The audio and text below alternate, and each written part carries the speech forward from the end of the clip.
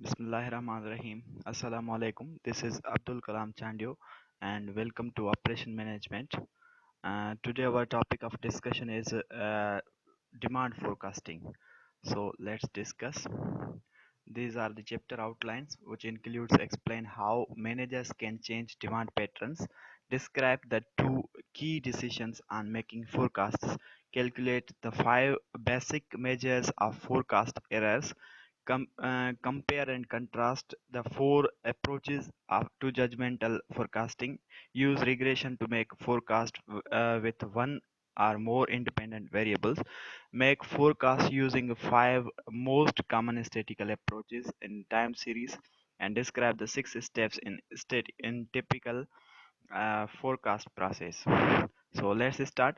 First one is what is demand forecasting. First of all, we should discuss that demand forecasting is in economics, demand is the quantity of goods that consumers are willing and able to purchase at various prices during a given period of time. यानी कि economics में demand उस चीज़ को कहते हैं जब consumers जो होते हैं उसकी उसके पास विलिंगनेस हो और परचेजिंग पावर हो। यानी कि डिमांड इज इक्वल टू, अगर इक्वेशन के फॉर्म में लिखें तो demand is equal to purchasing power plus plus willingness to purchase. यानी कि एक बंदा जो है विलिंग है किसी चीज को परचेज करने के लिए और उसके पास उसको खरीद करने के लिए उसके पास पैसा भी है, तो एक वो बंदा जो है वो डिमांड कंस्टिट्यूट कर सकता है किसी भी स्पेसिफिक पीरियड ऑफ टाइम में। तो अब आ जाते हैं डिमांड फोरकास्टिंग पे। फोरकास्टिंग क्या है? Is the combination of two words. Demand forecasting is the combination of two words. Demand forecasting जो है वो कॉम्बिनेशन है दो वर्ड्स का। The first one is the demand, पहला जो है वो है demand, and another is forecasting. Demand means to outside requirements of a product और अ सर्विस। यानी कि रिक्वायरमेंट जो ज़रूरत है, डिज़ायर है किसी बंदे के पास गुड्स की या सर्विस की। In general forecasting means the making estimation in the present for the future occurring events. यानी कि फोरकास्टिंग का मतलब ये है कि आप किसी चीज़ को प्रेजेंट में स्पेकुलेट कर रहे हैं, अंदाजा लगा रहे हैं, एस्टिमेट कर रहे हैं कि वही जो है फ्यूचर में इवेंट होगा। यानी कि एक डिमांड को आप एस्टिमेट कर रहे हैं फ्यूचर के लिए, तो demand estimation for the future, future जो है उसे हम क्या कहते हैं? डिमांड फोरकास्ट कहते हैं। यानी कि उसमें हम क्या करते हैं? फ्यूचर के बारे में प्रिडिक्ट करते हैं एक्चुअली कि हमारी जो गुड्स या सर्विस की डिमांड फ्यूचर में कितनी होगी, उसको प्रिडिक्ट करने वाले प्रोसेस को हम कहते हैं demand forecasting. So demand forecasting patterns हैं कुछ। फोरकास्टिंग में demand requires uncovering the underlying patterns from available information. Forecasting करने के लिए कह रहा है कि हमें लाजमी है कि अनकवर करें उन तरीक़ेकार को जो इंफॉर्मेशन हमारे पास यहाँ वो तरीक़ेकार जिसमें हमारे पास इंफॉर्मेशन मौजूद है, पहले उस मौजूदा इंफॉर्मेशन को यूटिलाइज करना बहुत ज़रूरी है। The repeated observations of demand for a service or a product in their order of occurrence form a pattern known as time series। और जब repeated observations आप लेते हैं किसी भी एक टाइम के लिए जो जो टाइम टू टाइम होती रहती हैं, तो उसे आप कहते हैं टाइम सीरीज। तो there are five basic patterns of most demand time series. यहाँ पे पांच बेसिक पैटर्न्स हैं जिनमें आपकी जो है टाइम सीरीज जो इस्तेमाल करता है। यानी कि टाइम टू टाइम अगर आप डिमांड को प्रिडिक्ट करना चाहते हैं तो आप एक किस्म का एनालिसिस इस्तेमाल करते हैं, जैसे हम कहते हैं time series analysis. Time series analysis के पांच बेसिक पैटर्न्स हैं, उसमें से आप कोई भी इस्तेमाल कर सकते हैं। जैसे number one is horizontal, number two is trend, number three seasonal, and number four cyclic, number five random। तो हॉरिजेंटल क्या है? The fluctuation of data around the constant mean. यानी कि जो फ्लक्चुएशन डेटा में आती हैं कांस्टेंट मीन में, उसे हम हॉरिजेंटल मेथड से मेजर करते हैं। द सिस्टमेटिक इंक्रीज और decrease in the mean of series over the time, time to time जो है इंक्रीज या डिक्रीज मीन में आती है, तो उसे हम ट्रेंड एनालिसिस कहते हैं। दूसरा है seasonal, repeatable patterns of increase और decrease in the demand depending on the time of day, week और मंथ और सीजन। सीजनल क्या होता है, एक सीजन के मुताबिक जो है इंक्रीज या डिक्रीज इन डिमांड जो होती है उसे हम सीजनल कहते हैं। Cyclic, the less less predictable, gradual increase or decrease in demand over longer periods of time, years or decades।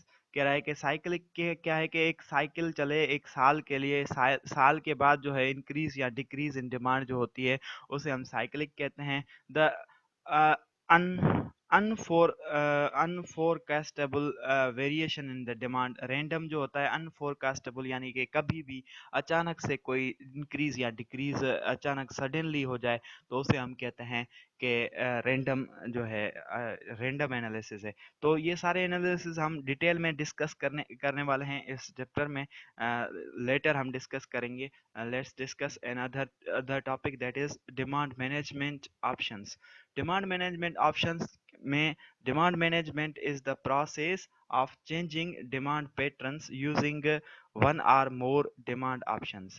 कह रहा है कि डिमांड मैनेजमेंट एक प्रोसेस है जिसमें आप चेंज कर सकते हैं डिमांड पैटर्न को यूज या दो ऑप्शंस इस्तेमाल करके। Various options are available in managing demand, including complementary products, promotional pricing, pre-scheduled appointments, reservations, revenue management, and backlogs, back orders and stock outs। ये जो कुछ मुख्तलिफ आपके पास टेक्निक्स हैं या ऑप्शंस हैं, इन ऑप्शंस को इस्तेमाल करके एक मैनेजर जो है वो डिमांड को चेंज कर सकता है। तो देखें कैसे ये ऑप्शंस इस्तेमाल किए जा सकते हैं, हम इनको वन बाय वन इस्तेमाल करते हैं, सॉरी डिस्कस करते हैं। वन नंबर वन है complementary product. Complementary product one one demand option for a company to even out the load on the resources. It is to produce complementary products or services that have similar resources requirements, but different demand cycles. For example, manufacturers of matzo balls for Jewish Passover the holidays are in the seasonal business. यानी कि complementary product क्या है कि आप एक एक good का जो है कॉम्प्लीमेंट प्रोडक्ट बना ले।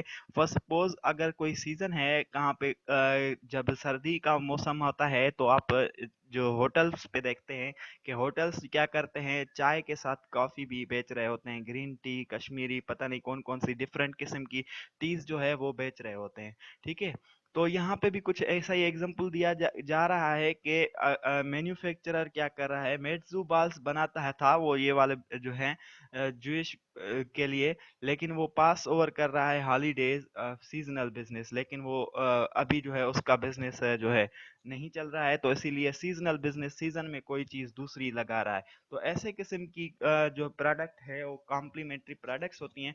फॉर सपोज टी टी का जो कॉम्प्लीमेंट है वो क्या है, आपके पास कॉफी है तो आपके पास दो ऑप्शन हो जाते हैं। अगर आप टी नहीं बना सकते तो आप कॉफी बना लें, कॉफी बनाने नहीं आती है तो आप टी बना लें। ठीक है, ऐसे जो है ये गुड्स जो होते हैं एक दूसरे के गुड्स या प्रोडक्ट्स का कहलाती हैं कॉम्प्लीमेंट्री प्रोडक्ट्स, यानी कि जरूरत दोनों एक किस्म की सेटिस्फेक्शन देती हैं।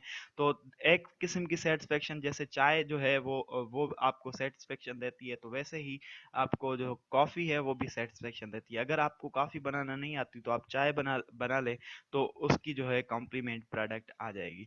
तो अकॉर्डिंग टू द डिमांड ये होता है demand option. Company even out करती हैं लोड को, अपना लोड हटाने के लिए, is to produce complementary products, अपनी जो कॉम्प्लीमेंट्री प्रोडक्ट्स प्रोड्यूस करती हैं or services that similar resources requirements but different demand cycles, लेकिन उनकी डिमांड जो होती है वो डिफरेंट होती है। कंपनीज मोस्टली ऐसा करती हैं जब उनकी जो चीज़ बनाने वाली जो एक्सपर्ट चीज़ है, जैसे चाय बनाने वाले उस उनकी एक्सपर्टी चाय होती है, लेकिन चाय की जो है वो अभी मौसम कम है, तो सपोज करें कि चाय चाय वो लोग नहीं ऑप्शन कर रहे हैं, उसके ऑप्शन में जो डिमांड आ रही है वो कॉफ़ी की आ रही है। तो चाय बनाने वाला होटल क्या कर रहा है, कॉफ़ी बेच रहा है, तो ये इस उसका एक ऑप्शनल ऑप्शनल प्रोडक्ट है जिसे हम कॉम्प्लीमेंट्री प्रोडक्ट भी कह सकते हैं। Promotional pricing. Promotional pricing campaigns are designed to increase the sales with creative pricing. Promotional campaigns जो लगती हैं वो क्या करती हैं, इंक्रीज करती हैं सेल्स वॉल्यूम को इंक्रीज करने के लिए बनाई जाती हैं। उनमें क्रिएटिव प्राइसिंग होती है। For example, include the automobile rebate programmes, price reduction for winter clothing in the in the late summer months, reduced prices for hotels rooms during the off-peak periods, and two the for the price of one automobile tire sales. देखें, यहाँ पे कुछ examples दिए जा रहे हैं। कह रहा है कि प्रोमोशनल प्राइसिंग का मतलब ये है कि जब आपके पास सीजन नहीं है तो आप क्या करते हैं, उसकी प्राइस कम कर देते हैं और सेल लगा देते हैं, ताकि जो चीज़ें हैं आपके पास बची हुई उनकी जो प्रमोशन भी हो जाए और उसके साथ साथ वो सेल भी हो जाए। तो आप अपने स्टॉक को ख़त्म करने के लिए क्या कर सकते हैं, रिडक्शन इन द प्राइसेस करते हैं। जैसे जैसे समर के जो विंटर के क्लॉथेस होते हैं, वो समर के लेट समर मंथ्स में आप क्या करते हैं, विंटर की क्लॉथेस की जो प्राइसेस है वो कम कर देते हैं, ताकि वो कपड़े जो है वो बिक जाते हैं, और आप क्या करते हैं, सेल लगा देते हैं। सेल में जो है बहुत ज़्यादा चीज़ें बिक जाती हैं।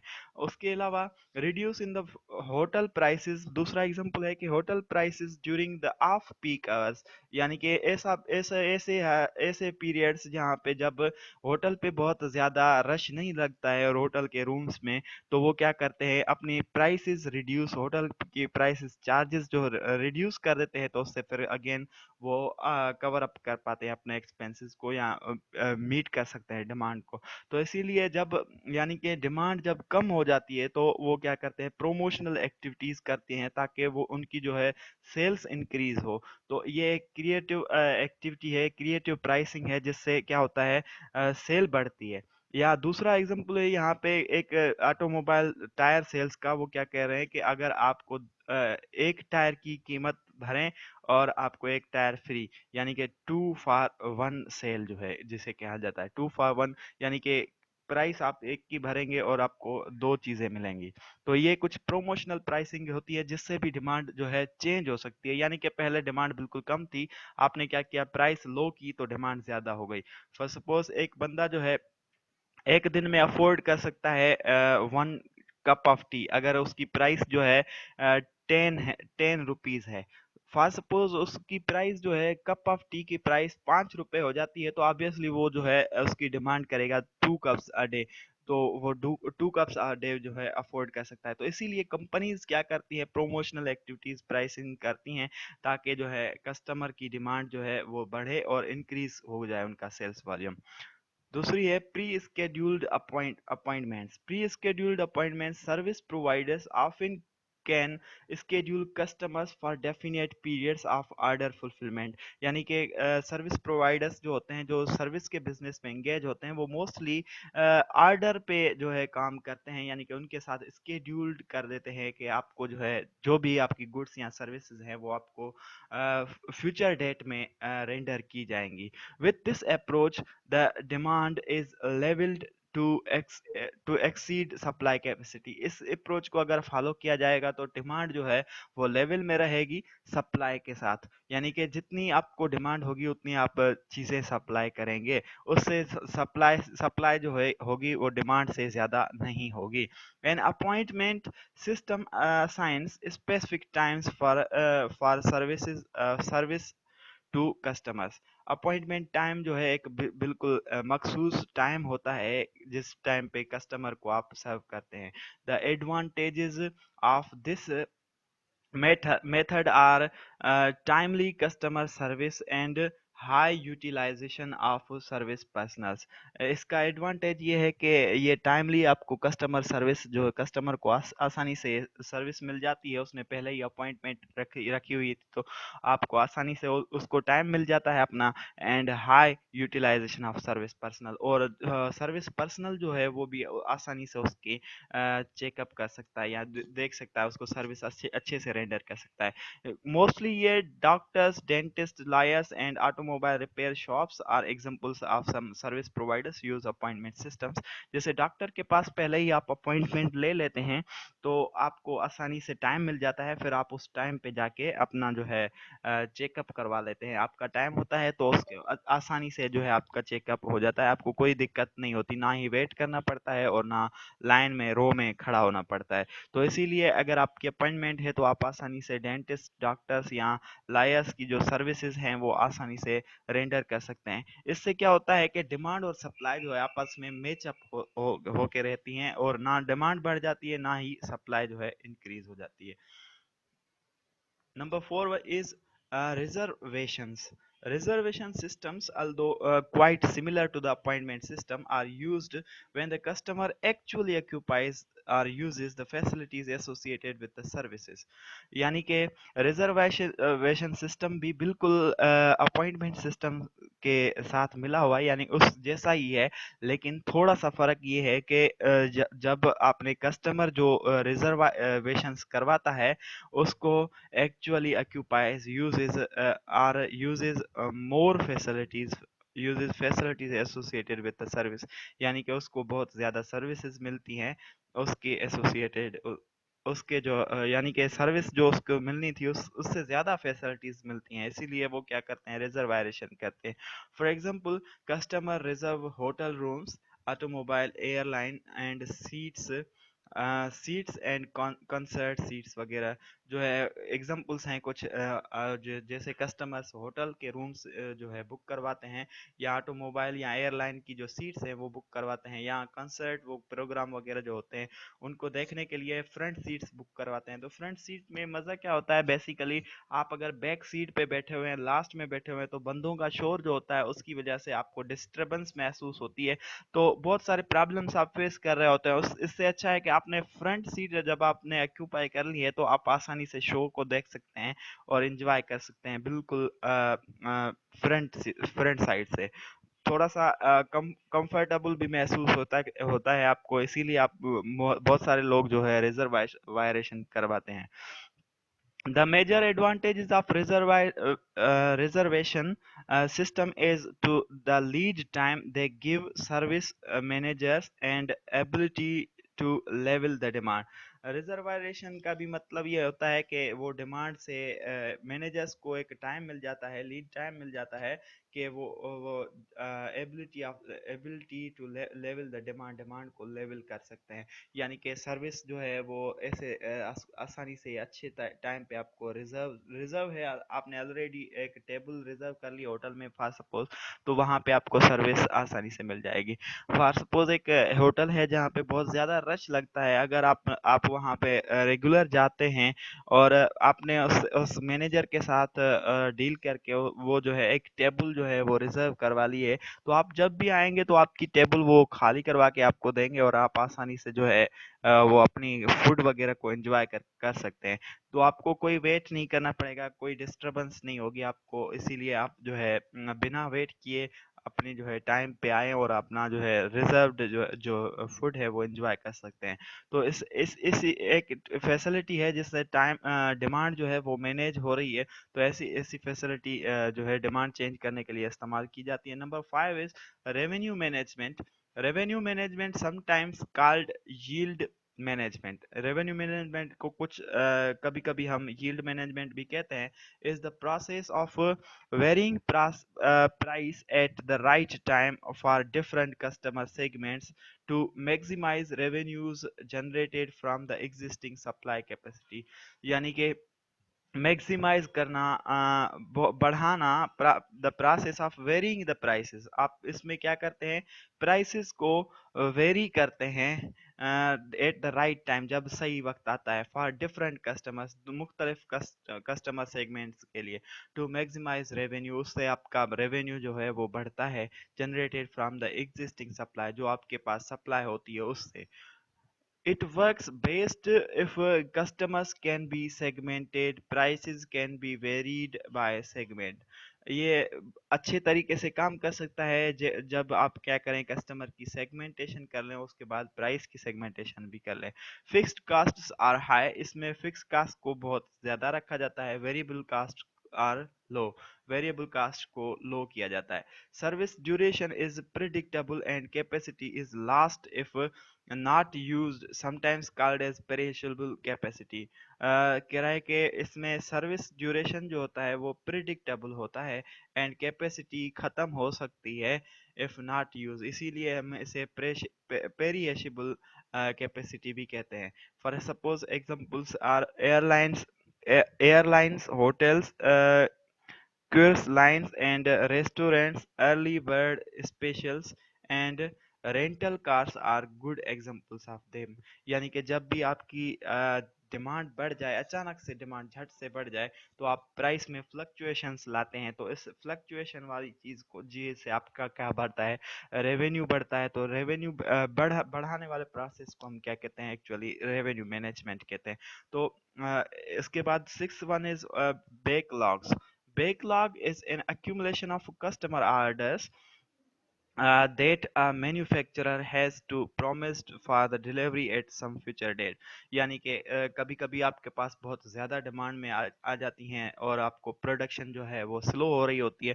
तो प्रोडक्शन को सप्लाई के साथ, डिमांड के साथ मैच करने के लिए आप क्या करते हैं, ऑर्डर्स लेते जाते हैं और लेकिन उनको फ्यूचर डेट में देते हैं। जैसे आप ये एग्जांपल आप एक टेलर शॉप की ले सकते हैं, जिसमें टेलर शॉप क्या करता है, जब ईद की सीजन आती है तो उसके पास बहुत ज्यादा जो है कपड़े आते हैं सीने के लिए। तो वो क्या करता है, आपको जो है फ्यूचर डेट देता रहता है। तो इस ऐसी किस्म की आप जो फ्यूचर डेट देते हैं डिलीवरी के लिए, तो ऐसी किस्म की जो आपके पास सर्विस होती है उसे हम बैकलॉग लॉग्स कहते हैं। यानी कि ऑर्डर्स को आप पेंडिंग में रखते हैं, अभी डिलीवर नहीं करते हैं। Manufacturers in the supply chain that maintain a backlog of orders is a normal business practice can allow the backlog to grow during the periods of high demand and then reduce it during the periods of low demand। यानी कि manufacturers जो होते हैं और या supply chain में, वो backlogs तब रखते हैं जब उनके पास बहुत ज़्यादा डिमांड होती है। तो वो क्या करते हैं, बैकलॉग्स रखते हैं। जब उनके पास डिमांड रिड्यूस हो जाती है तो वो बैकलॉग्स नहीं रखते हैं। यानी कि जब ईद का सीजन खत्म हो जाता है तो टेलर मास्टर्स क्या करते हैं, वो आपको बैकलॉग नहीं रखते हैं, यानी कि ज्यादा टाइम पीरियड आपको वेट नहीं करवाते हैं। आपने एक दिन पे जोड़ा देते हैं सीने के लिए, तो दूसरे दिन वो कहते हैं आपका जो है आपकी क्लासेस रेडी हैं, आप वो ले ले सकते हैं। लेकिन जब आप ईद की सीजन में जाते हैं तो वो 5-7 डेज पीछे जो है वो आपको डेट देते हैं, फ्यूचर डेट देते हैं। तो ऐसे किस्म की डेट जो फ्यूचर में दी जाए डिलीवरी के लिए, तो उसे हम बैकलॉग्स कहते हैं। For example, an automotive part manufacturer may agree to deliver to the repair departments of car dealership a batch of 100 door latches for a particular car model next Tuesday।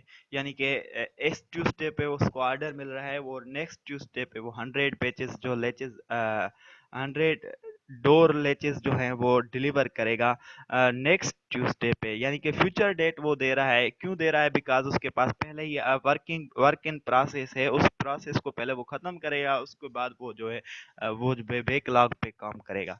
तो ऐसे किस्म की डिमांड को shift करने वाले process को हम backlog कहते हैं।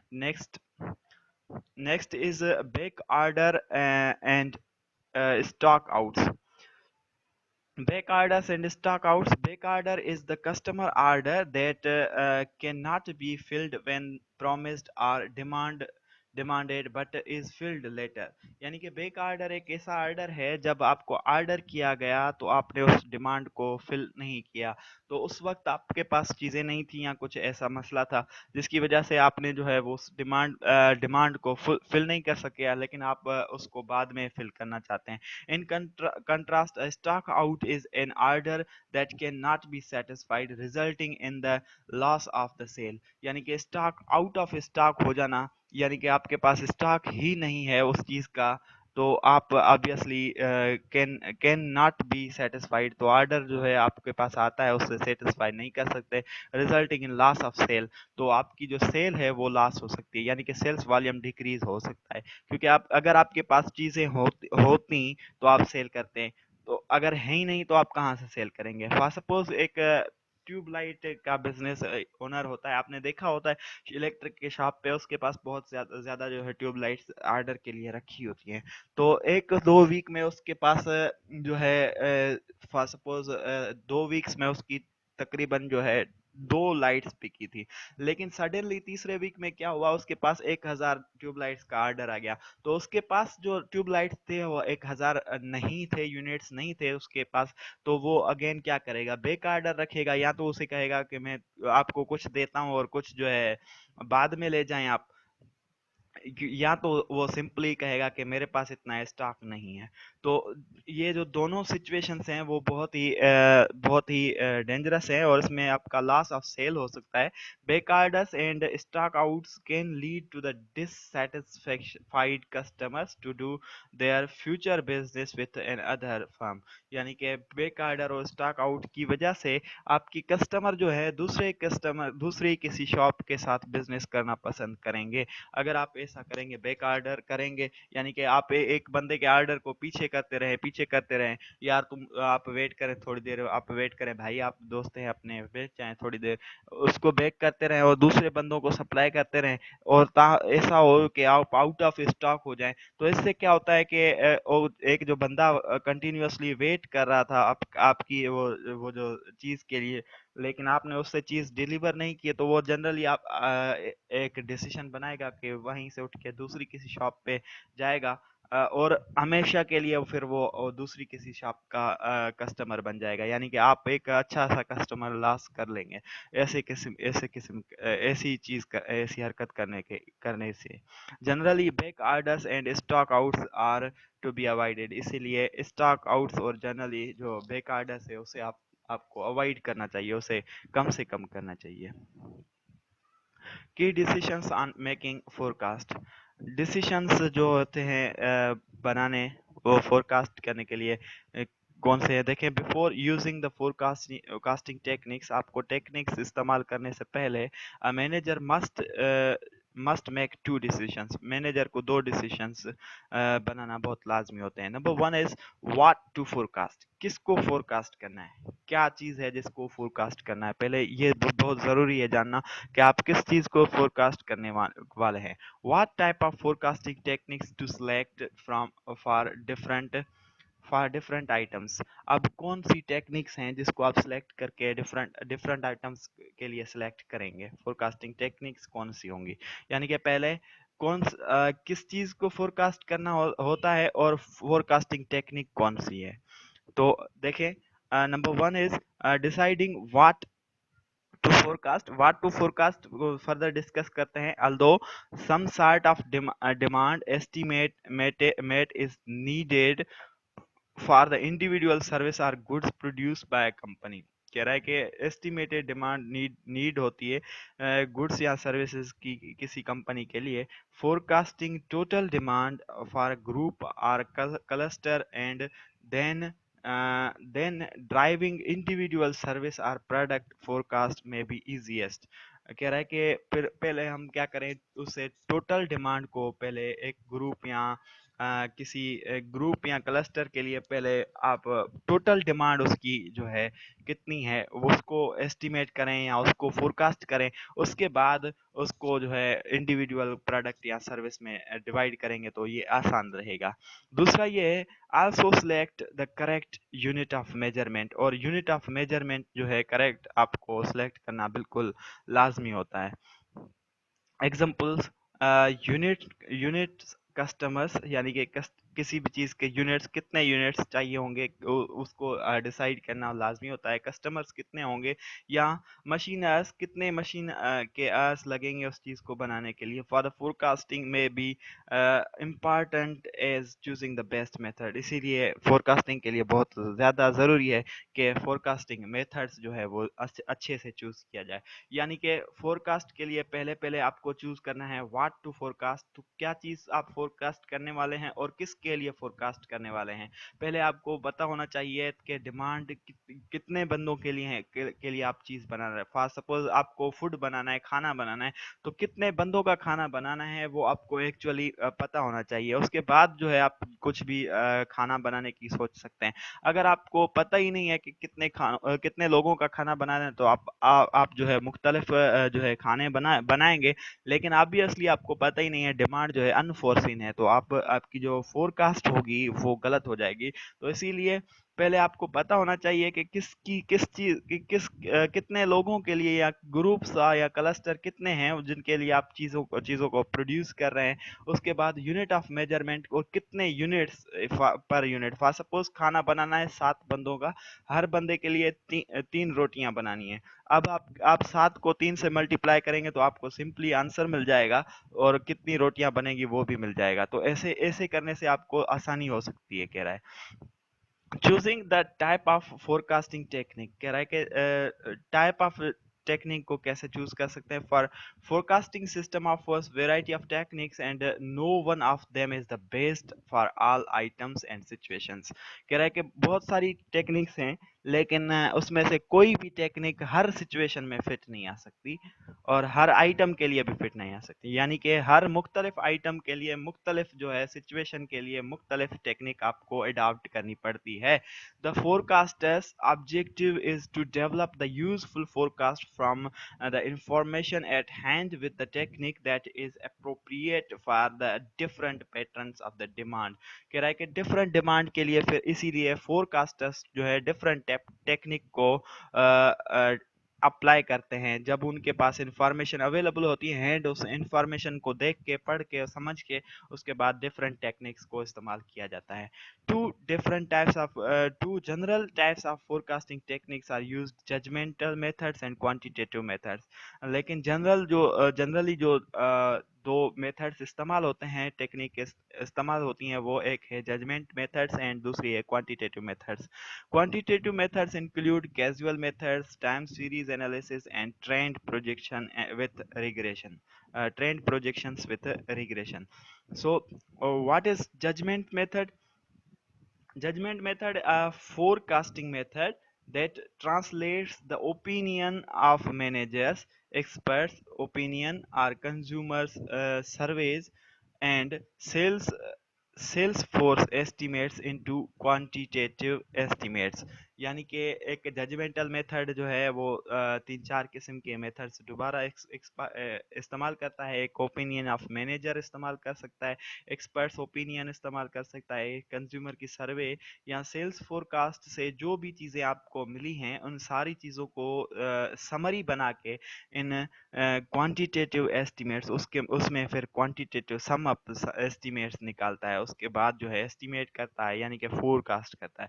आपके 4-5 ये ओपिनियंस इस्तेमाल करता है, उनको फिर आसानी से पढ़ता है अच्छे से। उसके बाद अच्छे पढ़ने के बाद जो आपका जो कंक्लूजन निकलता है उसके मुताबिक जो है आप एस्टिमेशंस देते हैं, अंदाज़ा लगाते हैं या फोरकास्ट करते हैं। तो ऐसे मेथड को आप जजमेंटल मेथड कहते हैं। दूसरा है कैजुअल मेथड, यानी कि क्वांटिटेटिव मेथड में आपने 4 मेथड पढ़े थे, 3 मेथड पढ़े थे। एक है कैजुअल मेथड। तो casual method, a quantitative forecasting method that uses historical data on independent variables such as promotional campaigns, economic conditions, and competitors' action to predict the demand।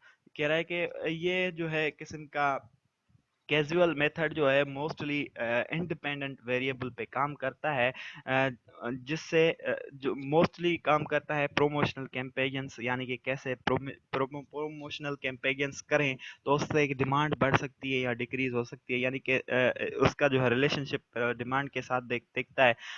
Economic conditions अगर जो है better हों, यानी कि stable economic power जो है, economic conditions जो हैं, purchasing power of the individual, per capita income, GDP, GNP, ये सारी अच्छी हैं, तो उसकी वजह से डिमांड पे क्या असरात होंगे, ये जो है काज and effect and competitors action, और कॉम्पिटिटर्स के एक्शंस की वजह से आपकी डिमांड पे क्या असरात हो सकते हैं, इन सारी असरात को देखने के लिए अगर ऐसी कोई सिचुएशन होती है तो आप कैजुअल मेथड्स को अप्लाई करते हैं। यानी कि अगर आपके पास प्रमोशनल एक्टिविटीज करनी होती है तो आप कैजुअल मेथड अप्लाई करते हैं, या economic conditions up and down होती हैं तब भी आप कैजुअल मेथड्स, और कॉम्पिटिटर एक्शन यानी कि आपकी प्रोडक्ट के का जो कॉम्पिटिटर है वो थोड़ा सा ऊपर नीचे कर लेता है तो आप क्या करते हैं, अगेन कैजुअल मेथड्स अप्लाई करते हैं। Time series analysis a statistical approach that relies heavily on the historical demand data to project the future size of the demand and recognize the trends and the seasonal patterns. Time series analysis एक approach है जो base करती है historical data पे, और उसमें project size of the demand बताती है एंड रिकॉग्नाइज करती है आपको ट्रेंड एंड सीजनल पैटर्न्स, और ट्रेंड को एनालिसिस को हाईलाइट करती है, और सीजनल। अब trend projection with regression forecasting model that is a hybrid between the time series technique and the casual methods, यानी कि एक मॉडल है जो टाइम सीरीज और कैजुअल मेथड्स को आपस में मिलाता है, तो ऐसे मॉडल को हम ट्रेंड प्रोजेक्शन विथ रिग्रेशन कह सकते हैं।